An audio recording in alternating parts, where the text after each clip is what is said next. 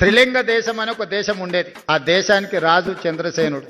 ఆ చంద్రసేనుడికి ఓ కొడుకు ఓ అల్లుడు ఉన్నాడు, రామసేనుడు హరిసేనుడు. రామసేనుడికి ఒకటే కోరిక, ఎట్లన్నా చేసి చంద్రసేనుడిని ఆ కృష్ణుడి నుంచి దొబ్బి కింద పడేసి అందులో కూర్చోవాలి. దానికోసం అన్ని రకాల ప్రయత్నాలు చేసిండు. ఇంట్లో అమ్మతో చెప్పించండు, భార్యతో చెప్పించండు, చుట్టాలతో చెప్పించండు, తండ్రికి ఎన్ని చెప్పించినా ఇంక ఇది జరుగుతలేదు. చూసి ఇక ఎక్కడ జరుగుతలేదు అని చెప్పి ఏం చేయాలని ఆలోచన చేస్తుంటే ఆయనకు హరికర వేణుగోపాలరావు గారు పెద్ద మనిషి ఎదురైండు. అయ్యగారు, ఎట్లా మరి నా కోరిక నెరవేర్తలేదు, ఏం చేయాలంటే, ఇట్లా అయితే కుదరదాయా, నువ్వు జర గట్టిగా తపస్సు చెయ్యి, తపస్సు చేస్తే దేవుడు ప్రత్యక్షమవుతాడు, ఇక నువ్వు దేవుని కోరుకుంటే మాత్రం నీ కోరిక నెరవేరేటట్టు ఉంది అని సూచన చేశాడు. సరే మంచిదని ఎత్తుకుతే ఆదిలాబాద్ లో 1000 ఊడల మర్రి కనిపించింది. ఇది అయితే బాగుంటది తపస్సు అని. రామసేనుడు పోయి 1000 ఊడల మర్రి కింద కూర్చొని ఇక కఠోరమైన తపస్సు తంత్రాలన్నీ చదువుతుంటే ఇక మొత్తం త్రిలింగ దేశంలో ఉన్న అందరికీ నిద్రలేని పరిస్థితులు వచ్చినాయి. ఈ లోపల హరిసేనుడుకు పొన్నం ప్రభాకర్ లాంటి మిత్రులు చెప్పిండా,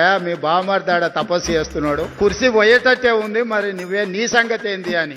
అమ్మ ఇదేదో ప్రమాదానికే వచ్చేటట్టున్నా, ఆయన కూడా ఆడిపోయింది, ఏం చేస్తుండో బావమరిది చూద్దామని. చెట్టు కింద బావమరిది మర్రి చెట్టు కింద కూర్చొని కఠోరమైన తపస్సు చేస్తున్నాడు. బావ తెలియకల్లోడు, దేవుడు అనేటోడు పైనుంచే కిందికి వస్తాడు కదా ప్రత్యక్షమైతే అని మర్రి చెట్టు ఎక్కి మర్రి చెట్టు మీద కూర్చొని ఆయన కూడా తపస్సు కూర్చున్నాడు.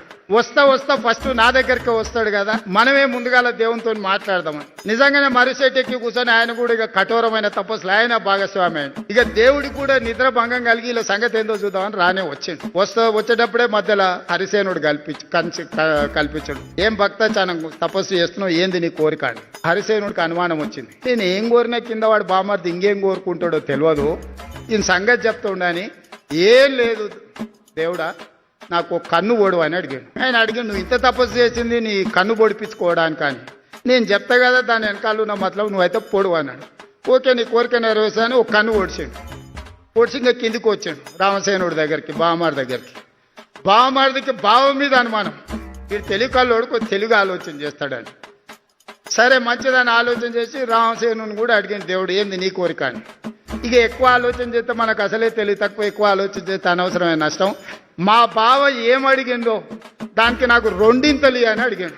ఇక దేవుడు కూడా అల్క ఉన్నది కదా ఇది అని ఈయన 2 కళ్ళు ఓడిచేసి, వానికి 1 కన్ను లేదు, ఇంటికి 2 కళ్ళు లేవు. ఇక దేవుడు పోయినాక మళ్ళీ ఇద్దరు కలుసుకోరు. అరే పరిస్థితి ఏంది, ఇట్లా అయిపోయా, ఇట్లయితే ఎట్లయితుంది, మరి ఎట్లా బతుకుదాం, మరి ఇట్లా కుదిరేటట్లేదు, ఇట్లా మనం పని చేసుకునే పరిస్థితి చేయి దాటిపోయిందని. అప్పుడు ఇద్దరు కలిసి ఒక ఆలోచనకు మాలో పెద్ద మనిషిని కలిసిరాయా, మా పరిస్థితి వానికి 1 లేదు, నాకు 2 లేవు, మా ఇద్దరు పరిస్థితి ఏంది.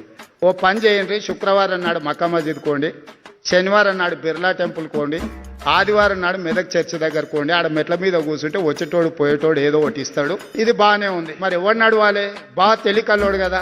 అరే నీకు 2 లేవు, నువ్వు నడవలేవు, నువ్వు నన్ను నీ భుజాల మీద ఎత్తుకో, నేను దారి చూపిస్తుంటా, ఇక నువ్వు నడుచుకుంటావా అని చెప్పి బామాటి భుజాల మీద ఎక్కి ఇప్పుడు మక్కా మస్జిద్, శుక్రవారం శనివారం బిర్లా టెంపుల్, ఆదివారం మెదక్ చర్చి దగ్గర, రేపో మాపో పొన్నం గారు జూబ్లీ హిల్స్ కూడా వస్తారు, ఎందుకంటే ఆడ ఎన్నికలు ఉన్నాయి. నువ్వు జర జాగ్రత్తగా ఉండాలి వీళ్ళ పట్ల.